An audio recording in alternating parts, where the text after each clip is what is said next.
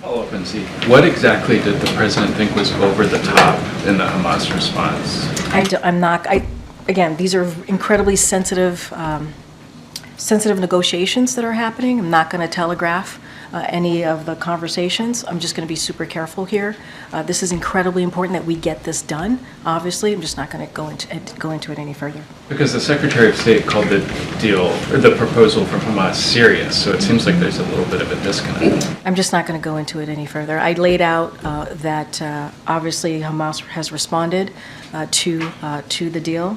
It's important that we get this done. It's important we get hostages home to their family, and it's important that we get this critical humanitarian aid into Gaza. All right. And on October 4th, President Biden said he thought that there was another means by which we may be able to find funding for Ukraine that would bypass Congress. You guys weren't able to talk about what he meant back then, but now that this deal has collapsed, what is that alternative means? Is there work behind the scenes? I think they still have to vote on this, right? I think tomorrow. Biden said that the deal wasn't moving forward, so it seems like he's moved past it. Well, look, I think we're still going to be steadfast and continue to push forward and ask and say to Congress, it's time to act. That doesn't stop us from doing that. That doesn't stop us from laying out what's in the deal and how critical and important it is. It doesn't stop us from saying, hey, you got to stop playing political games. This is something that majority of Americans want to see.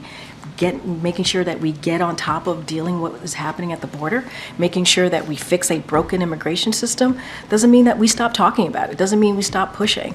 The votes haven't happened yet, so we're going to keep calling this out and saying, hey, it's time to act. It is time to act. This is an agreement that took 2 months, that had both Republicans and Democrats at the table negotiating this. This is important. This is about securing the border. This is about trying to start the process and fixing a broken immigration system. And this has been around for decades. So until the vote happens, we're going to continue to move forward and speak to how important it is to get this bipartisan agreement done. Okay, Michael. Thanks, Karine.